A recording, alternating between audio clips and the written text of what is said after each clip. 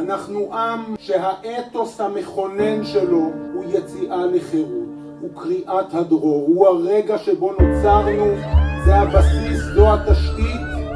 רק אחרי הדבר הזה אפשר לדבר על קבלת תורה, על ירושת הארץ, על תקומה, על ניצחון, על הכרעה, יסוד היסודות, היציאה לחירות. זה עיקר אמונתנו, שאי אפשר להוציא אף אחד ואף אחת מן הכלל. כשפרעה הרשע מציע למשה לשחרר רק חלק, אומר לו משה, בנערינו ובזקנינו, בבנינו ובבנותינו, אי אפשר לוותר על אף אחד, על אף אחת. דרוש לנו משה. מדברים לפעמים על איום קיומי. לאיום קיומי, חברים וחברות, יש שתי צורות. צורה אחת הוא האויב שקם עליך בחרב וחנית, וצורה שנייה זה אתה שמאבד את הזהות הבסיסית התשתיתית שלך.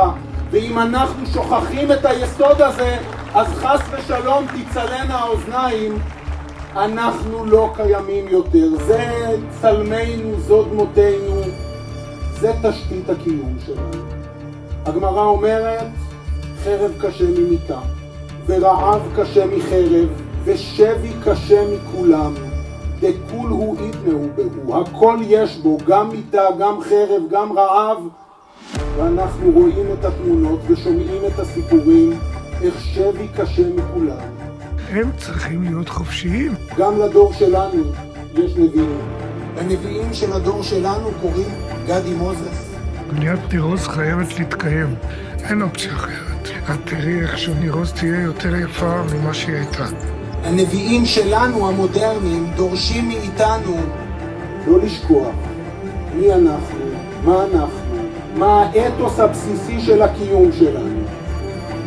לא לנוח ולא לשקוט עד שכל אחרון אחינו ואחיותינו ישוב אלינו מיד. תפילות זה חשוב, סמלים גם הם מחזקים ומרוממים, אבל עם כל הכבוד לדגלים ולסיכות בדש הבגד, דרושים לנו מעשים, את כולם מיד.